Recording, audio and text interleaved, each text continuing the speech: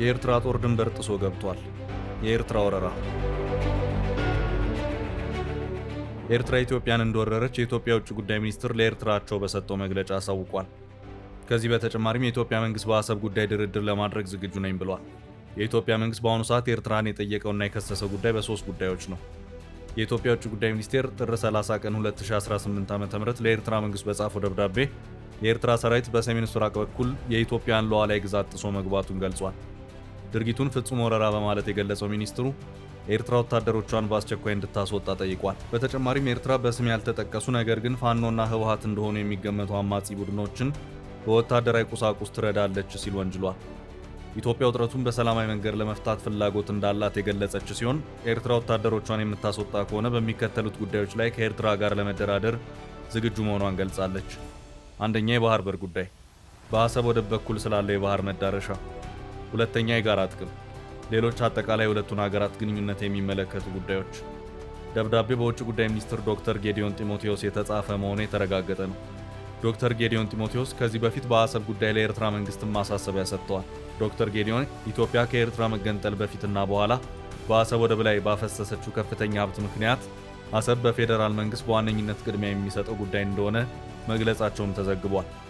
የውጭ ጉዳይ ሚኒስትሩ ዶክተር ጌዲዮን ይህንን የተናገሩት ሐሙስ ህዳር 4 2018 ዓ.ም ሆርን ሪቪው የተባለው ቲንክ ታንክ ከአዲስ አበባ ዩኒቨርሲቲ ጋር በመተባበር ባካሄደው የፖሊሲ ፎረም ላይ እንደነበር እናስታውሳለን።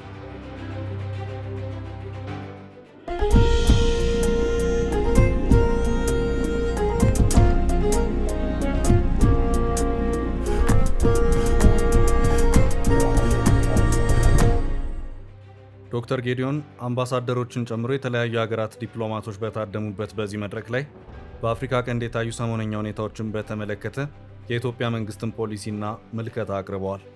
የውጭ ጉዳይ ሚኒስትሩ ገለጻ በተለይም ያተኮረው በኢትዮጵያና ኤርትራ ግንኙነት ላይ ነው። በኢትዮጵያና ኤርትራ መካከል ለዘመናት የዘለቀው ግጭት መነሻ ከድንበር ውዝግብ ወይም ከባህር በር ፍላጎት የተሻገረ መሆኑን እንዳብራሩ የውጭ ጉዳይ ሚኒስቴር በድረገጹ ባወጣው የዶክተር ጌዲዮን ሙሉ ንግግር ላይ ሰፍሯል። ለግጭቶቹ ዋነኛ ምክንያት አድርገው ከጠቀሷቸው ጉዳዮች ውስጥ አንዱ የኤርትራ መንግስት በኢትዮጵያ ውስጥ ጉዳዮች ላይ እንደሚፈጽም ያመለከቱት ጣልቃ ገብነት ነው። የኤርትራ መንግስት በኢትዮጵያ የውስጥ ፖለቲካ ጉዳዮች ላይ አቋም መያዝ፣ ሀሳብ ማቅረብና በንቃት የመሳተፍ ጭምር መብት እንዳለው ይሰማዋል ሲሉ ሙገታቸውን በማሳያ አስደግፈዋል። ከዚህ በተጨማሪ የኤርትራ መንግስት አመራር ኢትዮጵያ ላይ ጠበኛ ፍላጎት ላላቸው ሁሉም ኃይሎች ራሱን መገልገያ አድርጎ የማቅረብ ዝንባሌ እንዳለው በማንሳት ወቅሰዋል። የሀገሪቱ አመራር ለሶስተኛ ወገኖች ቀጠና የተቀጽላ ሆኖ ለመንቀሳቀስ ያለውን ብርቱ ፍላጎት በመጥቀስም ወንጅለዋል። የውጭ ጉዳይ ሚኒስትሩ ከኤርትራ ጋር በተያያዘ ያነሱት ሌላኛው ሀሳብ የኢሳያስ ዶክትሪን በማለት የጠሩትን ጉዳይ ነው። ይህ ዶክትሪን ኤርትራ ራሷን በራሷ የምታስተዳድር ሀገር ሆኖ የመቀጠል ጉዳይ በኢትዮጵያ የጸጥታ መደፍረስ፣ መከፋፈልና አለመረጋጋት ላይ እንደሚመሰረት ያስባል ብለዋል። በዶክተር ጌዲዮን ገለጻ መሰረት ይህ ዶክትሪን ኤርትራን በኢትዮጵያ ላይ ተቀጽላ አድርጎ ለመጠቀም ከሚፈልጉ አካላት የመነጨ ነው። ኤርትራ በኢትዮጵያ ሉዓላዊነትና የግዛት አንድነት ላይ ከፍተኛ ትንኮሳና ጥሰት መፈጸሟን ለታዳሚዎች ተናግረዋል። በአሁኑ ወቅት የኤርትራ ወታደሮች በሰሜን ኢትዮጵያ የሚገኙ በርካታ የአካባቢ አስተዳደር ክፍሎችን ተቆጣጥረው ይገኛሉ ያሉት የውጭ ጉዳይ ሚኒስትሩ እነዚህም ቦታዎች ሙሉ በሙሉ በኢትዮጵያ ሉዓላዊ ግዛት ውስጥ የሚወድቁ መሆናቸውን ገልጸዋል።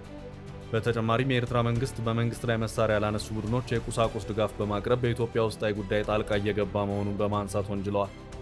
ዶክተር ጌዲዮን እነዚህ የአስመራ መንግስት እንቅስቃሴዎች ኢትዮጵያ ራሷን የመከላከል ህጋዊ መብቷን ለማስከበር በቂ መሰረት እንደሆኑ ተናግረዋል።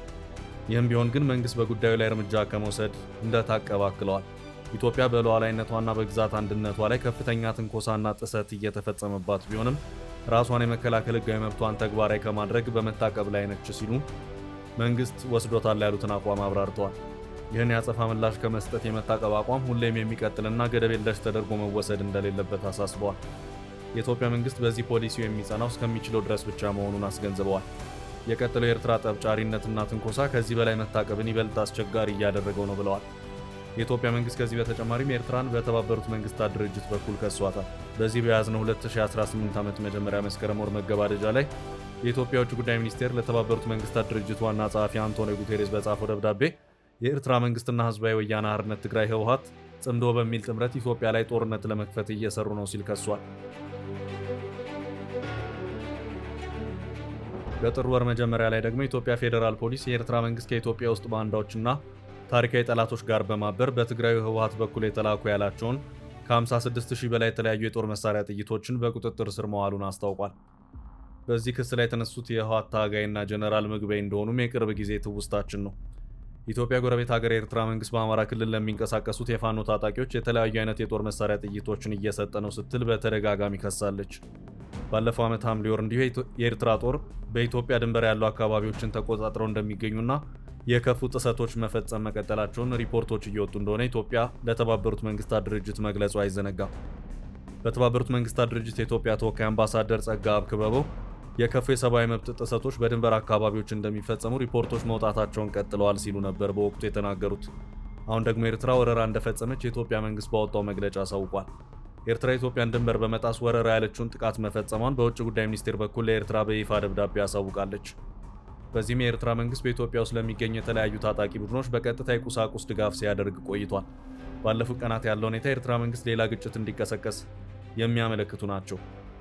የኤርትራ ኃይሎች በእኛ ሰሜን ምስራቅ ድንበሮችን ጥሰው ገብተዋል። በሰሜን ምዕራብ በኩልም ከአማጺ ኃይሎች ጋር በመቀናጀት የጋራ ወታደራዊ ጥቃት እየፈጸሙ ይገኛሉ። ይህ ጸብ አጫሪነት ብቻ ሳይሆን ወረራ ነው በማለት የኢትዮጵያ ውጭ ጉዳይ ሚኒስትር በመግለጫው ላይም ጨምሮ አስረድቷል። እንዲህ አይነቱን ተቀባይነት የሌለው ድርጊት ለመቋጨት የኤርትራ ጦር በኢትዮጵያ ግዛት የሚገኙ ኃይሎችን በአስቸኳይ እንዲያስወጣና ከታጣቂ ቡድኖች ጋር ያለውን ትብብር እንዲያቆም በአስቸኳይ እንጠይቃለን ሲል የውጭ ጉዳይ ሚኒስትር በመግለጫው ይገልጻል። ከግማሽ በላይ ለሚሆን ክፍለ ዘመን ግጭት የሁለቱ ሀገራት መለያ ገጽታ ሆኖ ቆይቷል።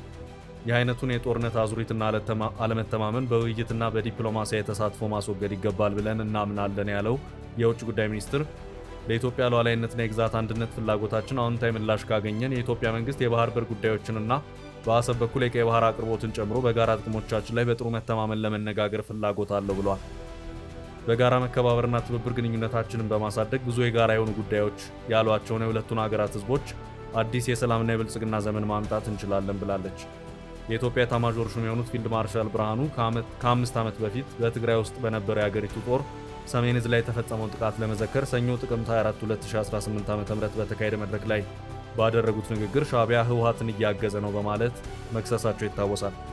ህወሓት ከፕሪቶሪያው ስምምነት በኋላ የሰራቸው ትንኮሳዎች፣ ስራዎችና ሴራዎች ወደ ጦርነት ለመግባት በቂ ናቸው፣ ከበቂም በላይ ናቸው ያሉት ፊልድ ማርሻል ብርሃኑ ከውጭ ሀገር ጋር ማለትም ከሻዕቢያ ጋር ህወሓት ዝምድና መፍጠሩ ምን ያህል በጋራ ኢትዮጵያን የማዳከም የቆየ ልምድ እንዳላቸው ማሳያ ነው ሲሉ ተናግረውም ነበር።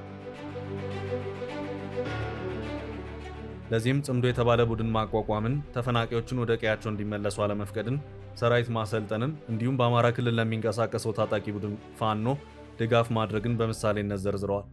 ከሻዕቢያ ጋር ጽምዶ ብሎ ድንበር ሰብሮ መሄድ፣ እኔን ተሸክሞ ካልገባ ተፈናቃይ አልለቅም ማለት፣ ኃይል ማሰልጠን፣ ትጥቃቸውን ፈተው ወደ ህብረተሰቡ እንዲቀላቀሉ የተደረጉ የትግራይ ተዋጊዎችን ዲዲአር መመለስ፣ ለፋኖ እቅድና ጥይት ሰጥቶ ኢትዮጵያን እንዲበጠብጥ፣ አማራ ክልልን እንዲበጠበጥ መላክ ጸረ ህገ መንግስትም ጸረ ፕሪቶሪያም ነው ብለዋል። በፕሪቶሪያው የሰላም ስምምነት መሰረት ከውጭ መንግስት ጋር ግንኙነት መፍጠር የሚችለው የፌዴራል መንግስት ነው። ነገር ግን ህወሓት ጥምዶ የሚል የጋራ ወታደራዊ ኃይል ጭምር ከኤርትራ ጋር መስርቷል የሚል ክስ ፊልድ ማርሻል ብርሃኑ ገልጸዋል። በተባበሩት መንግስታት ድርጅት የኢትዮጵያ ተወካይ አምባሳደር ጸጋብ ክበበው የከፉ ሰብአዊ መብት ጥሰቶች በኢትዮ ኤርትራ ድንበር አካባቢዎች እንደሚፈጸሙ ሪፖርቶች መውጣታቸውን ቀጥለዋል ሲሉ ተናግረዋል። አምባሳደር ጸጋብ የተባበሩት መንግስታት ድርጅት የሰብአዊ መብቶች ምክር ቤት በኤርትራ ሰብአዊ መብቶች ይዞታ ላይ ያቋቋመው ልዩ ተከታታይ ወይም ራፖርተር ስልጣን መራዘም በተመለከተ ድምፅ ከመሰጠቱ በፊት ነው ይህን የተናገሩት። ኤርትራ በበኩሉ ዓለም አቀፍ በሚያውቀው ድንበር ተወስና እንዳለች ገልጻ ይህንን የአምባሳደሩን ወቀሳ አጣጥላለች። አምባሳደር ጸጋብ ኤርትራ እየወሰደች ያለው እርምጃ የሀገራቱን የሁለትዮሽ ግንኙነት የሚያበላሽ ብቻ ሳይሆን በኢትዮጵያ ላይ ቀጥታ ስጋት የጫረ ነው ብለዋል። አምባሳደሩ ለዚህም ማጠናከሪያ በኤርትራ የሰብአዊ መብቶች ይዘቶች ላይ አተኩሮ የወጣው ሪፖርት ማጣቀሻ አድርገዋል። ይህ ሪፖርት በመንግስታቱ ስር የኤርትራን ሰብአዊ መብቶች የሚከታተሉት መሐመድ አብዱሰላም ባቢከር የተጠናከረ ሲሆን የተባበሩት መንግስታት ድርጅት የሰብአዊ መብቶች ምክር ቤት ከሰኔ 9 እስከ ሐምሌ 4 በሚያደርገው ጉባኤ ላይ ቀርቧል። የኤርትራ መከላከያ ኃይል በትግራይ በተቆጣጠራቸው ስፍራዎች ግድያዎችና ወሲባዊ ጥቃቶችን ጨምሮ የሰብአዊ መብት ጥሰቶችን እየፈጸመ ስለመሆኑ ይኸው ሪፖርት ይጠቅሳል።